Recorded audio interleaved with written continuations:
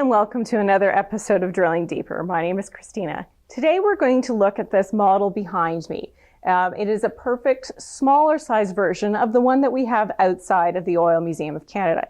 And today we're going to look at how did the drillers in the 1800s drill their wells to extract their oil. They would have used this system here. This is known as a 3-pole derrick and spring pole drilling rig outfit. Now, this is not original to the area. It was originally first used in China for the extraction of brine to make salt.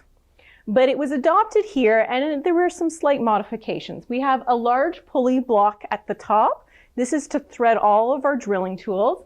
You can see that we have a ladder down one of the legs, and at the base of another leg, we would have had a secondary pulley. This would have been used to guide the ropes to attach to the horses. Now, with this pulley block, you can see that we've had some children playing with it, but it would have the rope attached underneath the springy pole. The springy pole was nothing more than a large pole of ash that would have been freshly cut and had some good snap in it. It would have been very green because you wanted it to be able to spring and move back and forth. You would have also have hooked a treadle to it. So this is unique to the oil springs area. If you go to the United States, in different locations, they would have used ropes, which were very hard on your feet and very uncomfortable for the amount of time you would have had to have used this. So here in Oil Springs, they made a slight improvement and used a wooden treadle. You would have had 2 men working this treadle.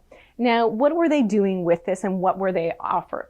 What we have here is, this is called, you were drilling, so you would have had your drill bit hooked here. And every time the gentlemen, and they would have had their arms hooked over each other, and it's called jigging on down because they would have had to work in unison. They would have stood here on either side of the treadle with their legs. They would have pumped up and down. And every time they pumped the treadle down, it would raise the drill bit. And when they released their leg, gravity would force that drill bit to smash into the ground, creating a percussive motion.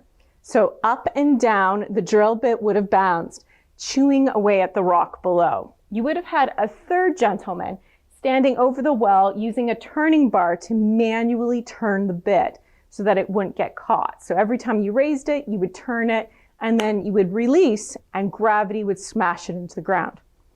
Please understand that this drill bit outfit would have weighed about 200 pounds. So this is why you wanted 2 gentlemen standing on either side of the treadle, pumping it up and down. That percussive force ate at the rock below, and it's how you slowly got deeper and deeper. It would have taken 6 to 7 months to drill down to the oil pay zone here in Oil Spring, which is an additional 270 feet after you've created your cribbed well on the surface for the first 40 feet of topsoil. Once you got down, you would have had to have also removed the debris. Part of that would have required that at the end of every day, or in the middle of the day and the end of the day, depending on how hard you worked, you would have had to send a can down the well. So you would have pulled all of your tools out, and this is what you would have used your horses for, and you looked after your horses very well because they were very useful. And you would have pulled all of the oil tools out, and you would have attached the can. The can is basically a metal pipe with an Archimedes screw in the bottom. So as you turned it, all of the debris went up inside the can so that you could raise it to the surface to empty, so that you would have a clean hole for the next morning to start your drilling process again. This was very labor intensive. They were big burly men. There were no weaklings on a drilling crew because of the amount of work that was required to get down to depth. Now, if you were lucky, you would have struck a gusher and made your fortunes. But many times, no matter how hard you worked, you were given nothing more than a dry hole. And there's a story that goes here in Oil Springs that if you came to Oil Springs with riches, if you came with money in your pocket, you often left with nothing. These holes, some of them provided, and some of them were nothing more than money pits that sucked the money out of your pockets. However, if you came to Oil Springs in the 1860s with nothing in your pockets, you were more than likely to leave with more money. And this was part of the gamble of Oil Springs. If you came with nothing, you left with riches.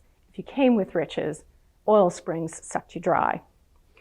So this is the original outfit for how we got down to depth to get access to the oil pay zone. In another episode, we're going to look at how did we pump the oil out of the ground using many of the techniques that we use today. So I hope you follow us and like us on all of our social media channels. We can't wait to hear from you.